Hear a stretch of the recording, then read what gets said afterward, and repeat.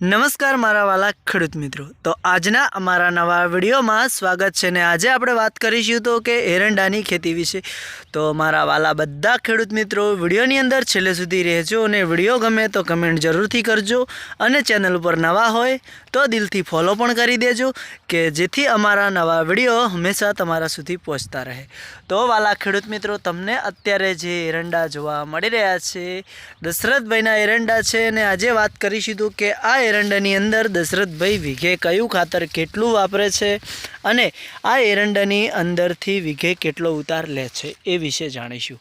એની પહેલાં મારા વાલા ખેડૂત મિત્રો, હું તમને આ એરંડા બતાવવા માગું છું જેથી તમને જાણવા મળશે કે આ એરંડા કેવા છે અને વીઘે કેટલા થશે એવો તમે અનુભવ લગાવી શકો છો અને પછી વિચારી શકો છો કે આ એરંડાની અંદર આપણે વધારે કયા ખાતરનો ઉપયોગ કરવો અને એરંડાની ખેતી કઈ રીતે કરીશું તો ખેડૂતો આગળ આવશે અને સારો લાભ પણ ખેડૂતો મેળવી શકશે। તો ચાલો ખેડૂત મિત્રો, આપણે વિડીયોને સ્ટાર્ટ કરીએ છીએ અને આગળ વધીએ છીએ। તો હવે વિડીયોમાં આપણે વાત કરીશું તો કે મારા વાલા ખેડૂત મિત્રો, જે એરંડા તમને જોવા મળી રહ્યા છે એ આપણે પહેલાં તો કે 18 વીઘાનું વાવેતર કરેલું છે। એટલે આપણે જો ચારે બાજુ ફરવા જશું તો પહેલાં તો કે વિડીયો લાંબો થઈ જશે અને એરંડાની અંદર ફરવાથી કપડાં પણ ખરાબ થશે। એટલે આપણે બહારથી પણ હું તમને બતાવું છું ને અંદરથી પણ બતાવીશ, પણ એટલે આપણે ચારે બાજુ નહીં ફરી શકીએ એટલે ચારે બાજુ ફરવાનો વિડીયો કાલે આવશે। તો જુઓ કે આ છે એરંડાની પાકી ઝીલી માળો અને વાત કરીશું તો કે હવે એરંડા દશરથભાઈ વેણવાનું ચાલુ કરી દેવાના છે જેથી તમને પણ એરંડાનો વિકાસ અને માળો જોવા મળતી હશે। તો વાલા ખેડૂત મિત્રો, વાત કરીશું તો કે સૌથી પહેલાં અમો ખાતર વાપર્યું છે તો કે જ્યારે એરંડા આપણે વિચાર્યું હતું કે આ ખેતરની અંદર આપણે એરંડાનું વાવેતર કરવાનું છે તો એની પહેલાં જે આપણે ખેતરમાં ખેડ કરી હતી ને ખેડ કર્યા પછી સોણિયું ખાતર 40 ટોલા ભર્યું હતું।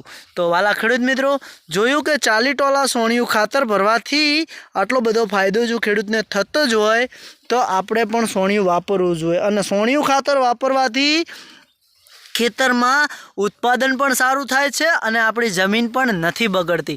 અને સોણિયું ખાતર ભર્યા પછી વાલા ખેડૂત મિત્રો, આપણે આ એરંડાની અંદર ડીપી ખાતર અને જે ઓર્ગોનિક ખેતીનું ભૂવાસ્ત્ર જે આવે છે એ આપણે મિક્સ કરીને જમીનની અંદર એરંડાની થડમાં આપેલું છે। એ પણ 40 થી 45 દિવસનો આપણો જ્યારે એરંડો થયો ત્યારે।